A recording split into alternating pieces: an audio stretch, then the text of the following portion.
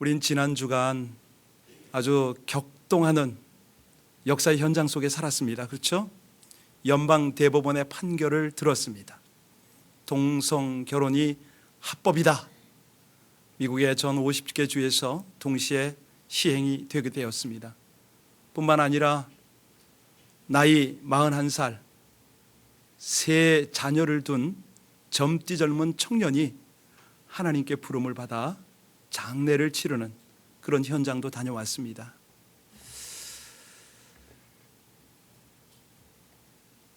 여러분은 혹시 하나님이 허락하셔서 연출이 되어진 이런 현실 속에 하나님의 음성을 듣고 계십니까? 하나님께서 여러분들을 향해서 어떤 교훈을 받기를 원하셔서 이런 것들을 허락하셨을까? 아무리 우리가 이민자지만 이 미국이 건국될 때부터 지켜왔던 것, 출발 때부터 지켜온 이 결혼에 대한 정의를 뒤집어버리는 동성애 합법화 판결, 이걸 볼 때에 저와 여러분들의 느낌은 어떤가? 혹자는 국가 지도자를 잘못 선출해서 그렇다. 아니, 지도자는 둘째 치고라도 이제부터 우리 기독교 교육이 어떻게 될 것인가? 교육뿐이겠는가? 사회 전반에 걸쳐서 엄청난 위험이 초래가 될 것이다. 가깝게는 우리 자녀들의 미래가 보이질 않는다. 성의 정체성도 흔들릴 거고 결혼 자체가 혼란스러울 텐데 이걸 어쩌면 좋은가? 그런 생각하십니까? 우리가 속한 미국 남침내 교단에 그래도 알려진 명망 있는 목사들이 한결같이 결단을 했습니다. 이 법은 목숨을 바쳐서라도 우리가 저항해야 한다. 여러분, 이것이 최선입니까? 사실 우리가 정말 말세지마를 말세 중에서 끝자락을 살아가는 우리가 어떤 변화와 어떤 위험이 맞닥뜨려질지 모릅니다. 아니, 그런 위험 속에 노출되지 않아도 사실 41살의 젊디 젊은 청년이 세 자녀와 아내를 두고 하나님께 부름을 받듯 그렇게 우리가 또 어느 날 갑자기 주님의 부름을 받을지도 모릅니다. 자, 그러면 미국뿐만 아니라 한국은 물론이고 전 세계의 크리스천이 이번 미국의 동성애법 저지를 위해서 그렇게 기도를 했는데 왜 하나님이 이걸 허락하셨고 우리는 어떻게 대책을 세워야 되는가? 어떻게 대응하려는 것인가? 여러분, 한번 하나님께 그런 거 여쭤보셨습니까? 저는 목사니까 이런 부분에 있어서 책임을 가지고 하나님, 저는 우둔합니다. 통찰력도 없고 지혜도 부족합니다. 어떻게 이걸 깨달으란 말입니까? 그렇게 하나님 앞에 간절히 은혜를 구했을 때 하나님께서 저에게 주신 도전이 뭡니까? 저 자신을 돌아보랍니다. 너 삶의 목적과 방향을 점검하랍니다. 정말 하나님이 원하는 그 삶을 향하고 있느냐? 남들은 말고라도 자신부터, 너희 가정부터, 그리고 교회 공동체와 더불어서 하나님이 기대하시는 목적과 방향을 향하는가? 여러분, 왜 하나님이 이걸 허락하셨다고 생각하세요? 저는 그런 깨달음이 오더라고요. 현실을 직시하려는 거예요. 통과가 되든 안 되든 이 시대가 하나님을 거역하고 불순종하는 이런 하나님의 마음이 너무나 아픈 이런 현실을 보려는 것입니다. 아니, 하나님의 백성들이 이 현실 속에서 분명한 정체성을 다시 한번 회복하려는 거죠. 사명을 깨달으려는 거죠. 그리고 그 사명을 향해서 최선을 다하라. 여러분, 저와 여러분 속에, 우리 가정 속에, 아니, 하나님이 생명 주어서 세우신 교회 공동체에 유기적인 생명의 활동이 있다고 믿으십니까? 예, 있어야 돼요. 이 하나님의 생명은 절대 죽을 수도 없어요. 죽어서도 안 되죠. 그런데 역사적으로 가만히 보면요, 살았으나 죽은 사람이, 죽은 교회가 한두 개가 아닙니다. 하나님의 공동체가 그렇습니다. 요한계시록에도, 초대교회 역사도, 아니 우리 한국의 기독교 역사도 다 그렇습니다. 교회는 있는데 죽어 있어요. 크리스천은 있는데 이 사회는 계속 썩어가고 있어요. 이런 현실을 보면서 우리 하나님이 슬프고 우리 스스로도 마음 아픕니다. 슬픕니다. 그런데 그 중에도 역동적으로 살아서 활동하는, 도약하는 교회가 있으니, 그런 가정이 있고 그런 성도가 있으니 바로 어떤 교회냐? 오늘 설교 제목입니다. 어떤 공동체라고요? 그렇습니다. 사명을 감당하는 공동체다. 여러분, 사명하면 뭐가 떠오르세요? 예, 목숨을 걸 만한 가치를 향한 도전이잖아요, 그죠? 예, 목숨을 들여서라도 감당해야 되는 명령, 뭐 이런 게 사명입니까? 근데 이 사명의 언을 이제 어디 가서 조금 우리가 실감나게 경험하냐면, 군대 같은 데 가면 그런 거 경험하지 않습니까? 근데 군대에서도 헷갈리는 분들 많아요. 상관이 명령하면 다 들어야 되는 걸로 알아요. 여러분, 상관이 화장실 청소하라고 그랬습니다. 화장실 청소에 목숨 걸립니까? 그건 목숨 거는 거 아니죠. 그런데 정말 목숨을 걸어야 할 때가 언제입니까? 전쟁 중에 돌격 앞으로 했을 때는요, 이때는 후퇴란 없습니다. 명령을 거역할 수 없습니다. 죽어도 가야 됩니다. 하기 싫어도 해야 됩니다. 여러분, 하나님께서요, 이 혼란스럽고 죄가 간영한 시대에 우리에게 사명을 다시 한번 자각하게 하시는 이유 아십니까?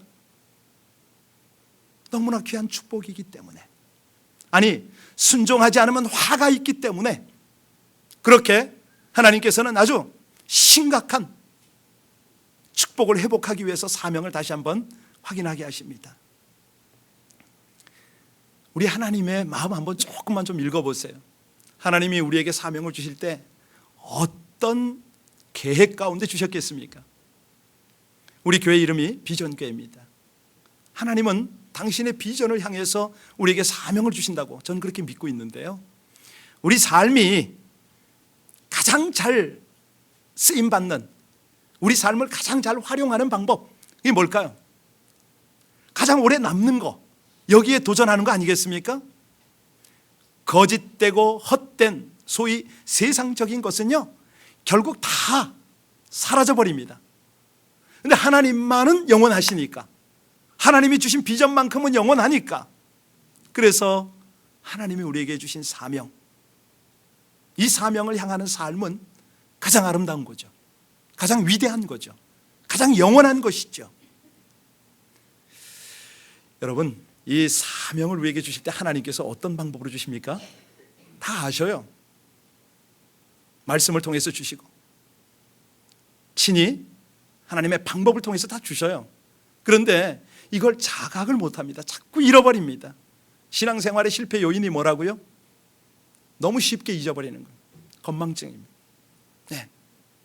그리고 조급하니까, 서두르니까 자꾸 신앙에 실패를 하고 사명을 잃어버리고 사명 감당이 안 되는 거죠. 그래서 우리 하나님이 하시는 방법 중에 하나가 뭐냐면, 저와 여러분에게 예배로 부르십니다. 예배를 통해서 수직적으로는 하나님과의 교제를 계속하게 하시고, 수평적으로는 성도들과 함께 이 사명을 자각하고 나가게 하시는 것이죠. 그게 방법입니다. 그럴 때 하나님 주신 삶을 낭비하지 않습니다. 여러분, 우리 주변의 사람들이 왜 필요합니까? 그냥 혼자서도 충분히 감당해도 될 텐데, 우리에게 가정을 주시고 우리 교우를 주시고 공동체를 주신 하나님의 이유 아십니까? 예, 사명 감당을 위한 공동체죠. 오늘 우리가 이제 본문을 좀 보고 다시 한번 하나님의 마음속으로 좀 들어갔으면 좋겠습니다. 오늘 본문에 보니까 아주 이 격동하는 남유다와 이스라엘의 상황이 열왕기하 8장, 9장, 10장 쭉 전개되고 있습니다. 오늘 11장을 쭉 봤는데요, 여러분 어제에서 오늘까지 이르면서 지금 어떤 주인공을 우리가 여기서 놓치면 안 되는 주인공이 나타나는데 어떤 주인공을 볼 수 있습니까? 여호야다. 여호야다. 자, 남유다의 극악한 상황, 오늘날과 비슷합니다. 이 상황에서 종교와 정치를 개혁을 성공시킨 훌륭한 제사장, 그의 이름이 바로 여호야다입니다. 그를 통해서 하나님이 하시는 말씀이 있는데 이게 뭐냐면, 자, 여호야다처럼 이 시대에 너희가 사명 공동체로 힘차게 일어서라, 뭐 이런 뜻으로 전 이 오늘 본문을 묵상을 했는데요. 여호야다의 이름을 좀 알 필요가 있습니다. 그 이름의 뜻이 뭐냐면 여호와께서 알고 계시다, 이런 뜻입니다. 당시의 배경을 조금 더 설명하겠습니다. 그 이스라엘 역사 중에 가장 악한 왕 누굽니까? 아합 왕. 가장 악한 왕후 이세벨. 그 사이에서 아달랴가 태어났거든요. 아달랴, 여자입니다. 자, 그가 이 섭정을 하다가 나중에 왕권을 찬탈해 버렸는데, 이 아달랴가 왕권을 장악한 시대, 그 시대에 이 여호야다가 사역을 했습니다. 그 당시에는 이제 그 남유다와 북이스라엘 그리고 아람 이런 데 각각 왕들이 있었어요.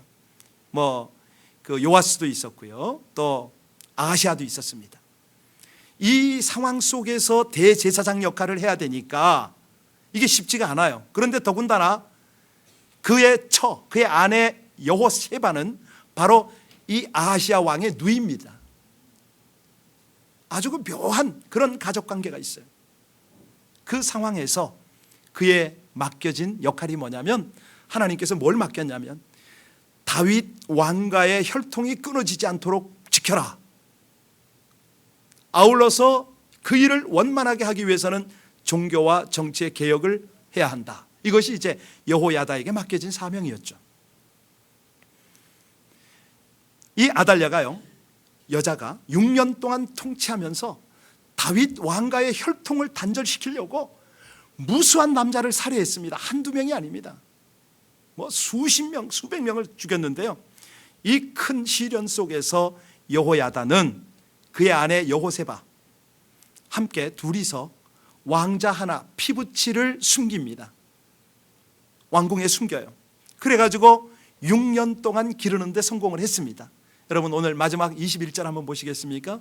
21절 같이 함께 봉독합니다. 자, 시작. 요아스가, 그렇죠?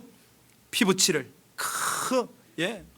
피비린내 나는 그 왕 독재자의 그 위협 속에서 요아스를 살려냈습니다.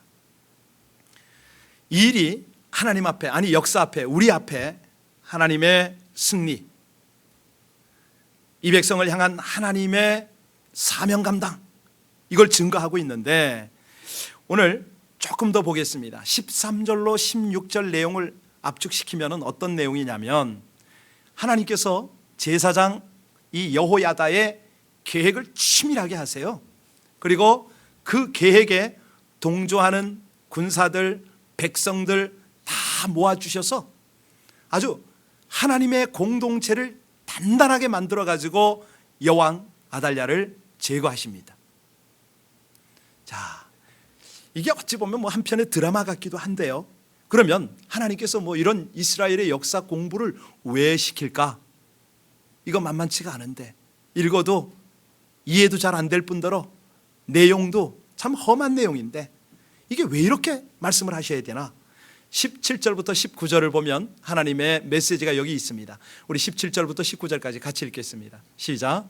여호야다가 왕과 백성에게 여호와와 언약을 맺어 여호와의 백성이 되게 하고 왕과 백성 사이에도 언약을 세우게 하매 온 백성이 바알의 신당으로 가서 그 신당을 허물고 그 제단들과 우상들을 철저히 깨뜨리고 그 제단 앞에서 바알의 제사장 맏단을 죽이니라. 제사장이 관리들을 세워 여호와의 성전을 수직하게 하고 또 백부장들과 가리 사람과 호위병과 온 백성을 거느리고 왕을 인도하여 여호와의 성전에 내려와 호위병의 문길을 통하여 왕궁에 이르매 그가 왕의 왕자의 그렇죠? 이제 요아스가 왕위에 앉습니다. 7살짜리가. 그런데 그 왕위에 앉는 어리고 연약하고 간신히 목숨을 부지했던 이 어린 양이 왕자에 앉히게 하는 그 일을 위해서 하나님이 이 본문을 묵상하라고 하십니다. 피비린내 나는 건데. 여러분, 뜻이 뭐라고요? 사명의 공동체는요, 회복을 한다, 이 메시지 아니겠습니까? 아니, 그 회복이 어떤 회복인가? 하나님과의 언약의 회복입니다. 뿐만 아니라 우상을 제거하는 신앙의 회복, 이걸 지금 말씀하고 계세요.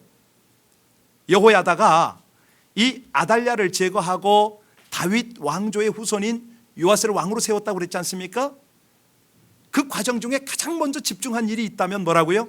하나님과의 언약을 갱신하는, 회복하는 바로 이 사역이었습니다. 이게 사명 공동체가 하는 일이죠. 두 번째가요, 하나님 주신 것들을 다 감당하는 겁니다. 자, 그러면 여기서 여러분에게 질문하겠습니다. 지금은 우리는 예수님으로 인하여 구원받고 그분이 주신 사명을 감당하며 살아가는 신약 공동체, 사명 공동체 중에서도 신구약을 아우러서 우리가 감당해야 되는 사명이 있을 텐데, 성경을 통해서 여러분이 깨닫는 하나님의 사명은 뭐라고 생각하십니까? 예수님의 지상명령? 땅끝까지 이르러 복음을 전하라? 내가 항상 너희와 함께 하리라? 사명 맞습니까? 아멘이에요. 그런데 동시에 놓치지 말아야 할 것이 있습니다. 뭐냐면 구약의 사명을 잊지 마십시오. 구약의 사명이 뭔가요? 신명기 6장 4절로 9절이에요. 잘 아셔야 됩니다. 하나님은 우리에게 사명을 주실 때 그냥 주시지 않습니다. 정확한 지침을 주십니다. 필요한 자원을 주세요. 그리고 아주 치밀한 방법도 다 알려주십니다. 그게 뭐냐면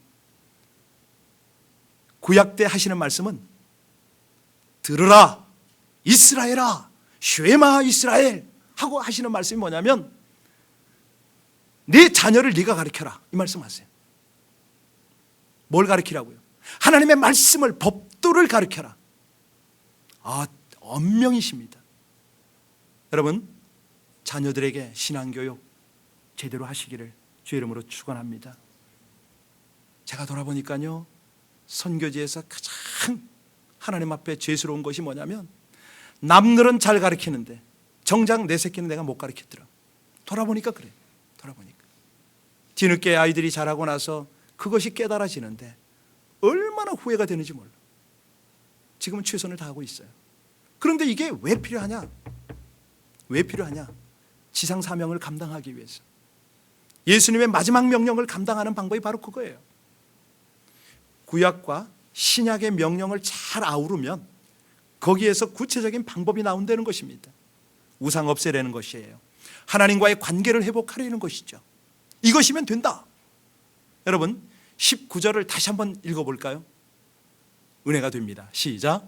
또 백부장들과 가리 사람들과 호위병과 온 백성을 거느리고 왕을 인도하여 여호와의 성전에서 내려와 호위병 문길을 통하여 왕궁에 이르매 그가 왕의 왕자의, 여러분 장면이요 글로 표현이 됐지만 상상의 눈을 열고 현장을 한번 바라보시기 바랍니다. 이거 간단한 거 아닙니다. 그 독재자 여왕이었어요. 중국 같으면 이제 서태후에 비유할 수가 있을 텐데 여인이 왕권을 잡고 유지하고 또 즐기는 모습을 보면은 대단합니다. 이 독재자의 모습들은. 이런 상황 속에서 지금 개혁을 하고 있습니다. 목숨을 건 개혁을 하고 있어요. 근데 마침내 성공을 하고 그 어린 왕을 인도해서 왕자에 앉혔다. 신나는 모습이죠. 진짜 얼굴이 밝아지는 그런 모습입니다. 자, 여기 우리가 하나 비결을 19절에 찾을 수가 있는데요. 가리 사람, 호위병, 온 백성을, 백부장을 포함해서 거느리고라는 단어가 나오죠. 거느리고. 여러분 이 방법 아세요? 공동체라면 가정을 거느리고 교회 공동체를 거느리는데 누가? 예수 그리스도가. 그분이 이 공동체를 거느리는 방법 혹시 아세요? 결과는 20절에 보시고 쭉 보시면 뭐라고 그러냐면 온 국민들이 기뻐하고 평온하게 되었다, 이런 말씀을 하지 않습니까? 아니 사람관계가 얼마나 어려운데 어떻게 거느린다, 어떻게 하나가 된다, 이 말입니까? 사실이요, 아무리 사명 공동체를 향해서 간다 하더라도 쉽지 않은 인간관계가 너무 많습니다. 별 사람이 다 많으니까요. 뭐 적어도요, 우리 모임 안에도 한두 명 이상은 어울리기 어려운 사람이 있어요. 뭐 감정적으로 문제가 있을 수도 있고 안정되지 못해서 그럴 수도 있고 또 다른 사람을 화나게 하는 버릇이 있거나 다른 사람과 어울리는 기술이 부족해서 한두 명은 꼭 곤란한 분들이 계세요. 근데 그럴 때 어떡합니까? 뭘 기억해야 됩니까? 그를 통한 우리 모두의 유익을 생각하는 것이죠. 맞아, 하나님이 우리에게 이런 악법이라도 이런 법을 허락하시고 정말 곤란한 상대라도 이런 상대를 허락하셨을 때는 이 과정을 통해서 우리가 놓치지 않아야 하는 본질, 하나님의 마음, 이런 것들을 우리가 갖기를 원하시잖아요. 왜요? 어떤 기대를 가지고 이런 일을 허락하실까요? 성장하라고, 성숙하라고, 포용력을 가지라고. 우리 자신을 점검하고 내가, 우리 공동체가 정말 주님의 공동체인가, 이걸 확인할 수 있는 좋은 기회가 되지 않습니까? 사실이요, 지금 소수를 위한 동성애법이 확정이 됐습니다. 이것도 어찌 보면 독선적이죠. 아주 고집스러운 거죠. 여러분 결과가 뭔지 아시죠? 이렇게 나가면은 결국은 빠르게 그들을 파괴합니다. 결국은 저 동성애법이 파괴되는 아주 지름길이에요. 가정이 파괴되고 그들 공동체는 물론이고 국가가 다 파괴가 됩니다. 자, 중요한 것은 하나님께서 우리에게 허락하신 이 공동체 유지의 비결인데요, 사실은 겸손 아니겠습니까? 우린 저런 법이 생겨도 하나님을 바라봅니다. 겸손하게 다리를 놓으려고 애쓰고, 동성애법은 우리가 인정 못합니다. 그러나 저들의 영혼은 불쌍히 여기고 그들을 위해서 우린 기도할 수가 있죠. 분위기를 따뜻하게 얼마든지 할 수가 있습니다. 우리 주님께서 베드로전서 5장 5절에 그런 말씀을 하셔요. 다 겸손으로 서로 허리를 동이라. 하나님이 교만한 자를 대적하시되 겸손한 자에게는 은혜를 주시느니라. 하나님 앞에 겸손할 때요, 사명 공동체가 하나가 될 수가 있어요. 아니, 사명 감당의 은혜를 입을 수가 있어요. 우리가 약점을 인정하고 다른 사람의 약점에 인내도 하고 다른 사람의 지적도 좀 받아들이고 다른 사람을 세워줄 때 겸손이 가능하지 않습니까? 아무 일에나 허영으로 하지 않는 거죠. 자, 이 사명을 향해서 갈 때요, 우리 공동체가 함께 갈 때에 예수님이 머리입니다. 그분이 우리에게 교훈한 대로 우리가 해야 되겠어요. 그런데 이 갈등 관계에서요, 쉽지가 않습니다. 갈등이 생기는 걸 어떡합니까? 심지어는 서로 상처를 주고 받지 않습니까? 그러면 치유가 먼저 필요하겠는데 그럼 이 치유는 완전하냐? 쉽지가 않습니다. 상처가 딱 생기잖아요. 치유를 위해서 우리가 함께 노력을 합니다. 그런데 내적 치유도 하고 뭐 심리 상담도 하고 다 하지만은 결과는 완전한 치유가 되질 않아요. 완전한 치유, 이건 하나님께 속한 것이죠. 하나님이 하시죠. 그러면 우리가 어떻게 이 사명 공동체로 가느냐? 아픈 대로 가는 겁니다. 어디로? 사명을 향해서. 사명을 향해서 가다 보면 이 상처가요, 어느새 치유가 돼요. 하나님 만지니까. 사명을 향해서 가다 보면 아픔보다는 사명이 우리의 삶을 압도하기 때문에 거기서 새 힘과 위로를 받을 수가 있어요. 갈등 관계도 거기서 빨리 회복을 할 수가 있는 것이죠. 자, 여기 오늘 본문을 조금 더 보셨습니다. 우리가 이 어린 왕자를 숨기고 기르는 세월이 6년이라고 그랬는데 여러분 이거 쉽겠습니까? 아닙니다. 누구 한 사람만 배반하면 금방 드러나서 함께 동역했던 사람 다 죽게 됩니다. 왕자뿐만 아니라 멸절을 당하게 했죠. 그런데 6년 동안 잘 길렀어요. 어떻게 해요? 비밀을 지켰기 때문 아닙니까? 사명 공동체에 필요한 또 하나의 요소가 바로 이겁니다. 긴밀한 교제도 보안도 너무너무 중요하다는 거죠. 사실 이 시대에 우리가 살아갈 때요, 말씀 안에 아름다운 성도의 교제는 긴밀해야 되겠습니다. 그리고 그 긴밀한 교제 중에 하나 핵심이 뭐냐면 서로 좀 지켜주십시오. 하나님의 때가 와서 하나님이 왕위에 앉힐 때까지는 상대방의 아픔, 상대방의 이런 비밀한 것 좀 감춰주세요. 서로 좀 보호 좀 해주세요. 가끔 보면은 야, 기도 제목 좀 내놔, 내 기도해 줄게.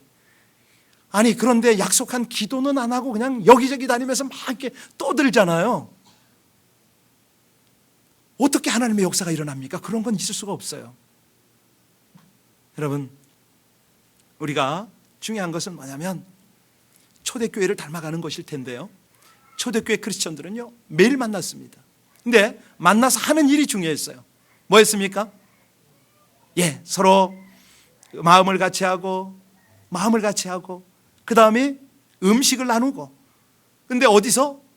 성전에서 마음을 같이하여 성전에 모이기를 힘쓰고 집에서 떡을 떼며 순전한 마음으로 음식을 먹었다. 여러분, 정말 그렇습니다. 바로 이런 겁니다. 우리가요 따뜻한 만남을 주 안에서 가지고 서로의 지킬 것은 지켜주고 신뢰할 때, 그럴 때 사명을 향한 공동체가 되는 것이죠. 그리고 사명을 향해서는 함께 나갑니다. 오늘 이 본문을 가만히 보면 볼수록요, 이 구테타라고도 할 수 있는 이 개혁이 성공한 그 배경에는 하나님이 우리에게 지시하시는 원리를 제대로 따른 거예요. 여러분, 신앙의 길이라는 것은 한마디로 어떤 환경에도 좌절하지 않고 하나님만 바라보는 거 아니겠습니까? 하나님의 말씀과 하나님이 주신 사명을 삶의 지침으로 가정이, 공동체가 그 길을 향하는 것이죠. 우리 20절부터 21절까지 같이 함께 봉독합니다. 시작. 온 백성이 즐거워하고 온 성이 평안하였더라. 요아스가 왕이 될 때 나이가, 그렇습니다. 이 하나님의 풍성한 은혜, 여기 보니까 온 백성이 즐거워했다, 온 성이 평안했다, 그리고 아달랴 무리가 왕궁에서 칼로 죽임을 당했다. 이때가 바로 왕이 7살 때였다. 여러분, 실제 왕이 누구라고 생각하세요? 그렇죠, 하나님이시죠. 우리 주 예수 그리스도죠. 그럴 때는 즐거움과 평강이 함께 한다는 것입니다. 이 시대는요, 성령이 우리를 도우시고 성령이 우리를 주도하시면 이 안에서 그런 승리가 있다는 것이죠. 저는 이 본문을 묵상하면서 그런 생각을 했어요. 하나님, 진실로 감사합니다. 이 요아스가 LA 비전 교회 안에서 자라고 있음을 감사합니다.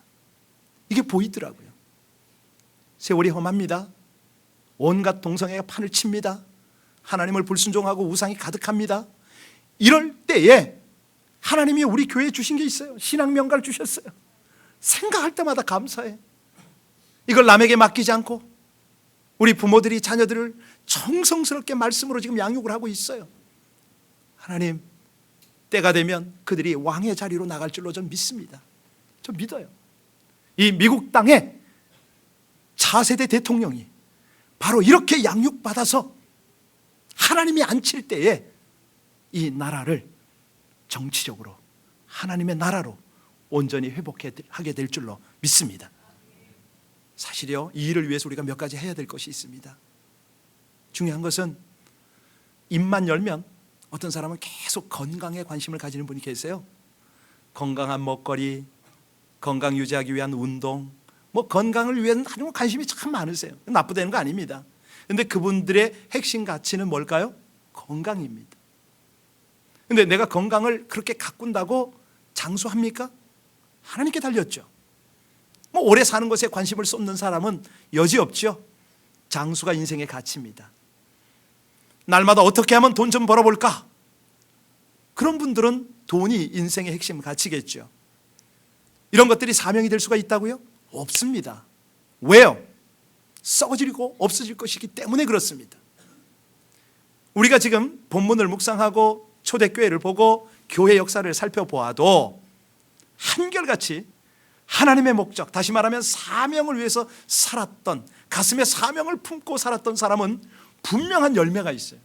아니, 이 땅에서뿐만 아니라 하늘나라의 상급이 있어요. 어떤 사람, 어떤 가정, 어떤 공동체가 가장 불행합니까? 돈 있고 시간 있고 건강까지 있는데 할 일 없는 사람, 참 불쌍합니다. 아니, 자기 나름으로는 남들에게 보여주고 싶어 하는데 하나님이 보거나 우리 크리스천이 볼 때는 저거 참 허무한 거 아니겠습니까? 아침 일어나면 뭐 먹을까? 점심 지나고 나면 저녁은 어떻게 때울까? 뭐 이런 생각이요. 사명 없는 사람은 과소비예요. 사치예요. 낭비예요. 여러분, 그런데 기억할 것은요, 이 사명이 없음으로 인해서 타락한다는 거죠. 삶이 영원히 타락합니다. 그러나 내가 없어도 사명을 향하면요, 그때부터는 영혼들이 살아납니다. 사단의 유혹에 넘어지지 않습니다. 왜? 그런데 신경 쓰고 돈 쓸 여유가 없어요. 사명 위해서 쓰기도 빠듯하고 사명 위해서 쓸 시간도 모자라는데, 지금 우리가 이 동성애법을 바라보면서 불안하거나 절망할 필요가 없어요. 예, 거기에 우리가 휩쓸릴 여유가 없어요. 우리는 신앙의 본질을 추구하는 것이죠. 하나님이 주신 사명에 충성하는 것이죠. 기가 막힌 겁니다. 바로 이런 위기 속에서 절대 기회가 나오는 거예요. 바로 이런 위기 속에서 하나님의 인물들이 세워지는 것이죠. 보석 같은 인물들이 나타나는 겁니다. 여러분, 이 사명을 가족이, 교회가 감당하려고 하면 어떤 일이 생깁니까? 감당할 만한 은사를 주세요. 감당할 만한 축복을 주세요. 그래서요, 나중에 보면 하나님의 나라 위하여 복음 증거와 선교를 위해서 쓴 그곳은 그대로 남습니다. 그대로 남아요. 근데 나머지는 사실은 다 낭비에 가깝죠. 여러분 잘 아시는 해가 지지 않는 나라 어디요? 영국이요. 그런 별명을 얻고 가장 번성했을 때가 언제인지 아세요? 빅토리아 여왕 때입니다. 왜요? 그때는 영국이 세계에 선교사를 가장 많이 보낸 때였습니다. 지금 미국이 우여곡절 별소리 다 듣고 있습니다. 전 세계의 중보기도 대상입니다. 자, 그런데 이 미국이 지금 만만치가 않습니다. 넘어질 듯 하면서도 서 있는 이 미국, 왜 그렇습니까? 아직까지는 그래도 전 세계 선교사를 제일 많이 파송한 나라입니다. 선교를 위해서 제일 많이 돈을 쓰고 있는 나라입니다. 바로 이겁니다. 바로 이거. 사명을 감당하기 위한 사람들이 아직은 있다는 것이죠. 여러분, 우리가요, 이 사명을 위해서 헌신해야 될 때 아니겠습니까? 지금이야말로 더더욱 그렇습니다. 저는 우리 교회 안에 기업을 하시는 분들을 보면서 하나님, 저들이 사명을 집중하게 하옵소서.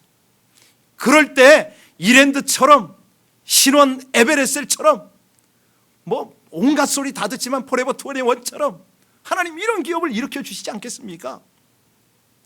사명에 헌신하는 사람들, 이런 사람 좀 하나님 세워주십시오.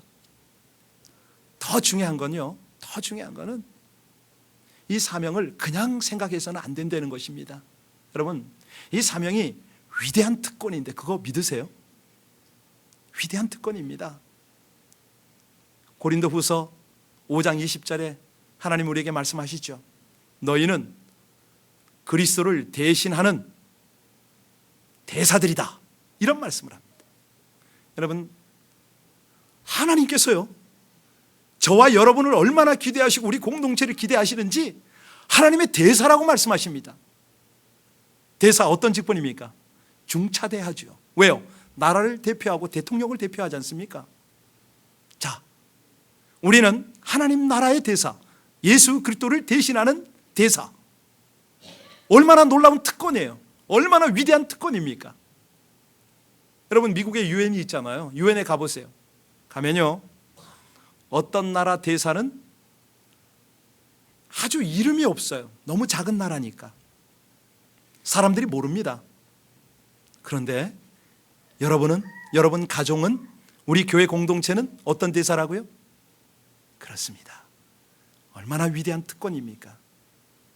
지금 우리 속에는요, 하나님의 생명이 공유되고 흐르고 있어요. 더군다나 주일마다 우리를 예배자로 하나님이 부르셔요.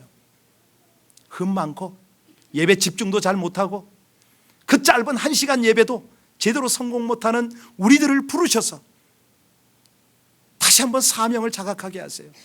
아니, 예배는 우리가 드리는데 은혜는 우리에게 도로 입혀버리세요. 하나님이요.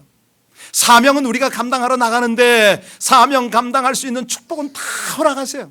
이분이 하나님이시지 않습니까? 여러분, 우리가요, 무슨 선교야? 나라도, 우리 가정이라도, 우리 친족이라도 제대로 예배 드려야지.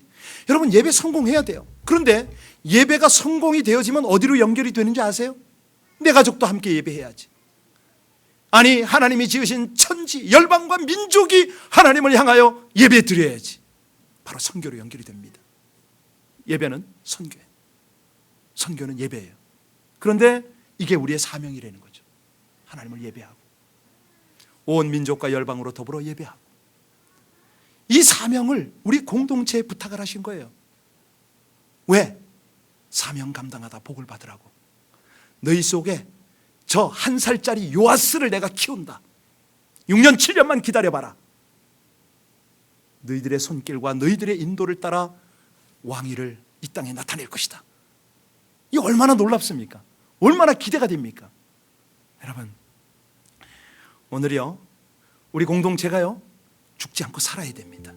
수많은 교회가 있고 수많은 가정이 있고 수많은 크리스천이 있지만 그 중에 사명만큼은 자각을 해야 됩니다.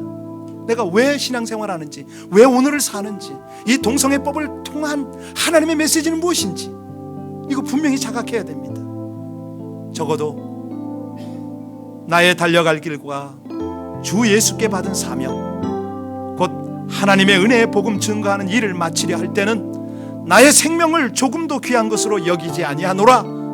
이 고백이 우리의 고백이 되었으면 참 좋겠어요. 우리 이 시간에 함께 찬양하면서 우리의 결단을 하나님 앞에 올려드리길 바랍니다. 우리를 살리시려고, 우리 가정, 우리 공동체를 통해서 영원까지 하나님의 영광을 나타내시려고 지금 우리 하나님은 오늘 귀한 사명 공동체를 다시 한번 자각하게 하십니다. 우리 주님이 홀로 가셨지만 이제는요, 우리를 홀로 두지 않으십니다. 함께 가십니다. 아니, 우리 귀한 가족과 공동체를 허락하셨습니다. 이 시간에 이 귀한 찬양을 하면서 저와 여러분 속에 다시 한번 진심 어린 결단이 있었으면 좋겠습니다. 이 찬양을 하나님 앞에 완전히 예배로 몰입하는 마음, 그 자세로 함께 드리겠습니다.